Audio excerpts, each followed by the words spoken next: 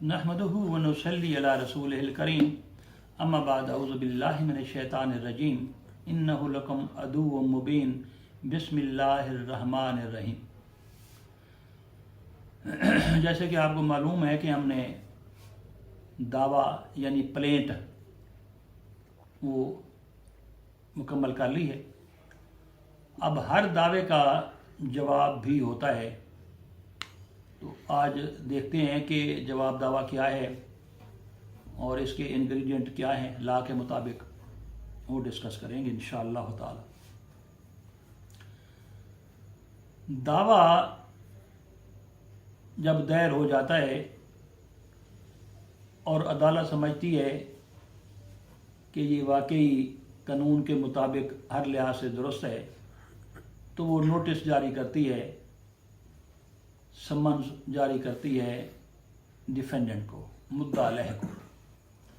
मुद्दा अलैह को अदालत में बुलाया जाता है कि आप आके इस दावे का जवाब दें। अब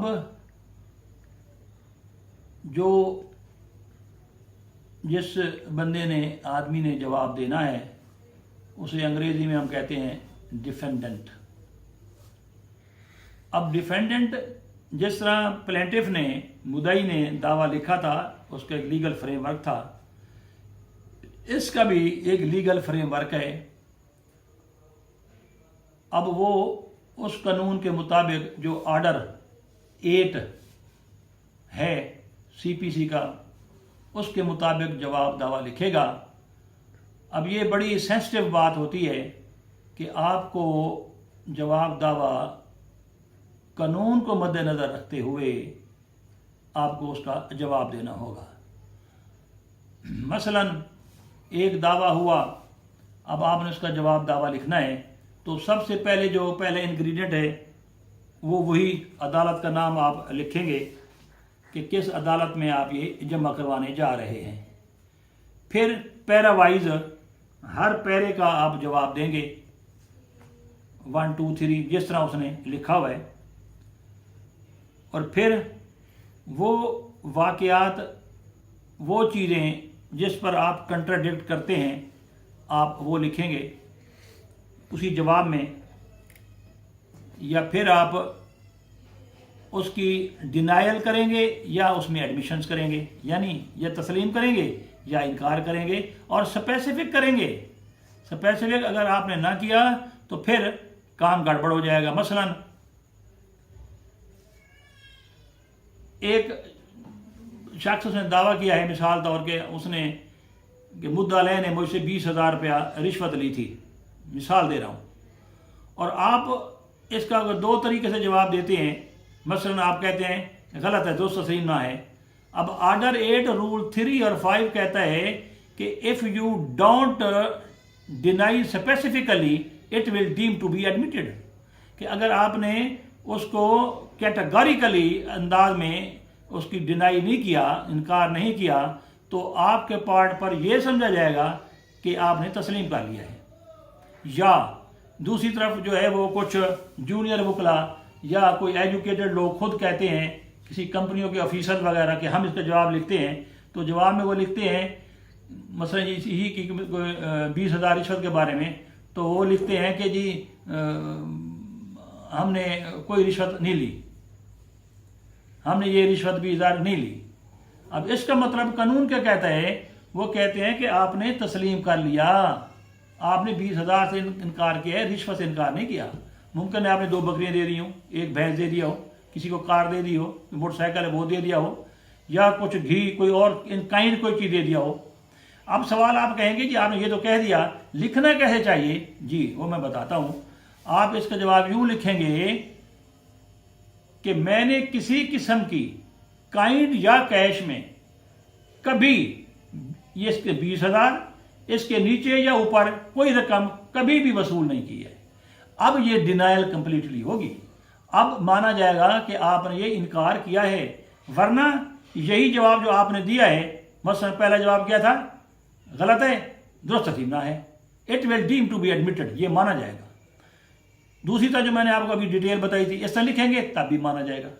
اب جو میں نے آپ کو بتایا ہے اگر اس انداز سے جواب دیں گے تو تب اس کے ایشو فریم ہوں گے، تب جج سمجھے گا کہ اٹ از ہاٹ پوٹیٹو، یہ کسی شہادت کے ذریعے کوئی مسئلہ اس طرح ہوگا تو ٹھیک، ورنہ وہیں جج کو پاور ہے کہ وہ لکھ سکتا ہے کہ جو ایڈمیشن آ گیا ہے آگے کیس چلانے کی ضرورت نہیں ہے۔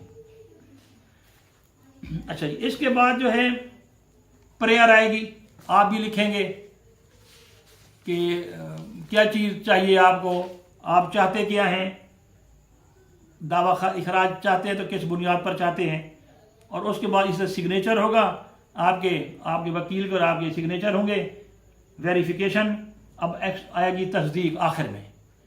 تو اب اس میں ایک چیز جو ہے وہ آپ یہ دیکھیں کہ ایک چیز اس میں میں آپ کو مزید کہہ دوں کہ جب آپ کوئی جواب دعویٰ دے رہے ہیں تو you have been set and liberty by law, you can give certain sort of contrastive please.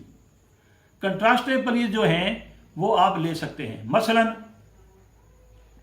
کہ بندہ انسین ہے، پاگل ہے، نمبر 2 وہ نابالغ ہے، نمبر 3 کہ یہ بارڈ بائی لا ہے، نیکسٹ بارڈ بائی ٹائم ہے،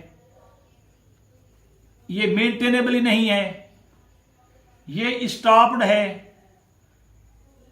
جو قانون شہادت کی جو آرٹیکل 114 ہے اس کے تحت یہ اسٹاپڈ ہے، یہ دعویٰ ہی نہیں کر سکتا، یا یہ فلاں فلاں دعوے میں یہ مان چکا ہے تو اب یہ دوبارہ آ ہی نہیں سکتا۔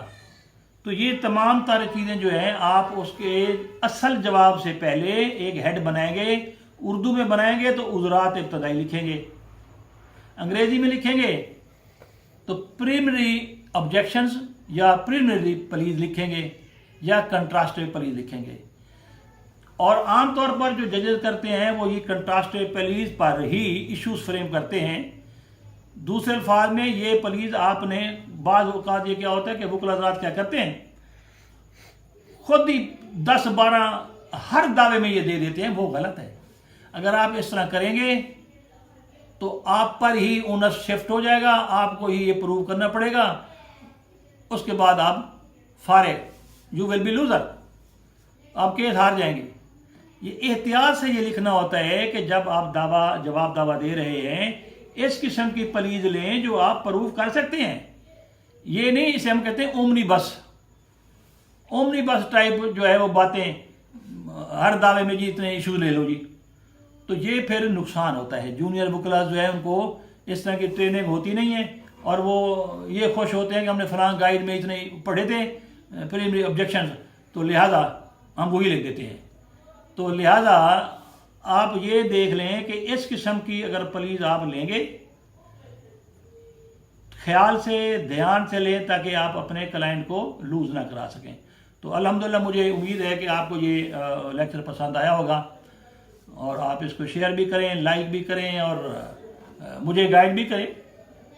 السلام علیکم ورحمۃ اللہ وبرکاتہ۔